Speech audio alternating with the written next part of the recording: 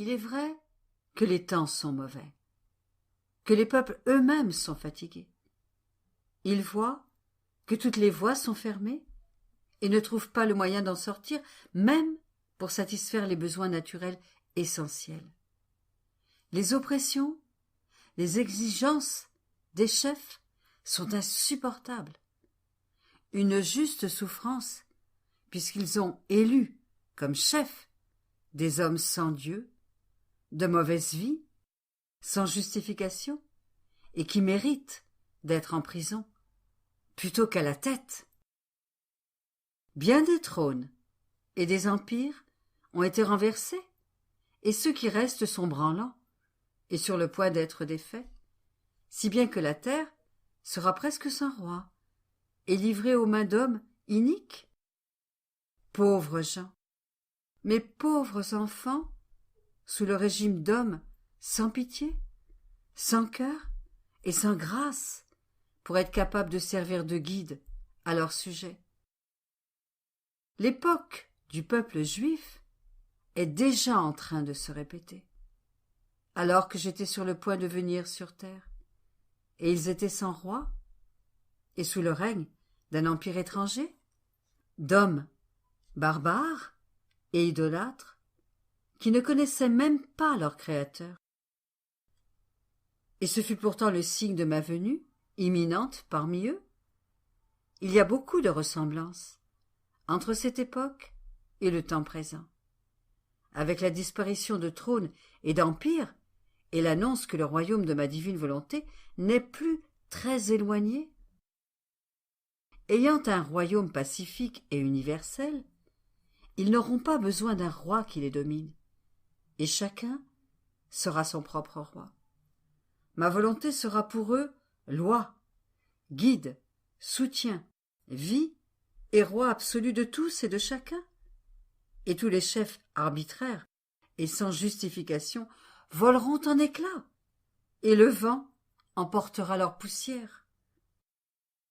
Les nations continueront donc à se battre entre elles, certaines pour faire la guerre, d'autres des révolutions, entre elles et contre mon Église. Il y a un feu au milieu d'elles qui les dévore, sans leur donner la paix, et elles ne savent pas comment donner la paix. C'est le feu du péché et le feu de l'action sans Dieu qui ne leur donne pas de paix. Et elles n'auront jamais la paix si elles n'appellent pas Dieu parmi elles comme régime et lien d'union et de paix. Et je les laisse faire, et je leur ferai toucher de leurs mains ce que signifie être sans Dieu. Mais cela n'empêchera pas la venue du royaume de mon Fiat suprême. Toutes ces choses sont de la créature, du monde d'en bas, que ma puissance renverse et disperse quand elle le veut, et elle fait surgir de la tempête le ciel très serein et le plus brillant soleil. Le royaume de ma divine volonté vient des hauteurs du ciel.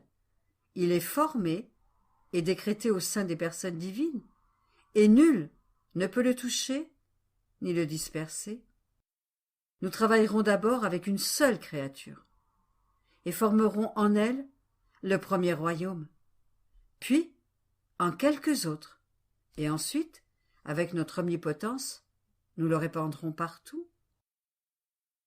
Sois-en certaine, et ne t'inquiète pas si les maux s'aggravent. Notre puissance, notre amour, conquérant, possède la vertu de vaincre toujours. Notre volonté peut tout faire, et avec une patience invincible, elle sait attendre, même pendant des siècles. Mais ce qu'elle veut, elle doit le faire, et c'est beaucoup plus que tous les maux des créatures.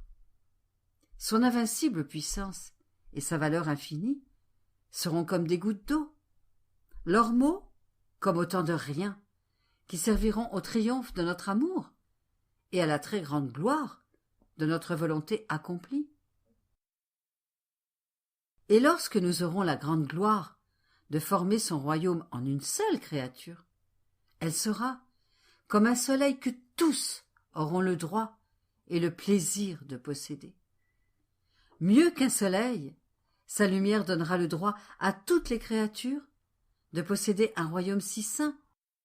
Et avec une infinie sagesse, nous ferons abonder les grâces, la lumière, les soutiens et des moyens surprenants pour leur permettre de faire régner le royaume de ma divine volonté parmi elles. Par conséquent, laisse-moi faire. Lorsque ton Jésus te dira « c'est assez », ce sera déjà fait. Tous les maux et toutes les créatures réunies n'ont ni droit ni pouvoir sur notre volonté et ne peuvent empêcher un seul acte de notre volonté voulu par les décrets de notre sagesse.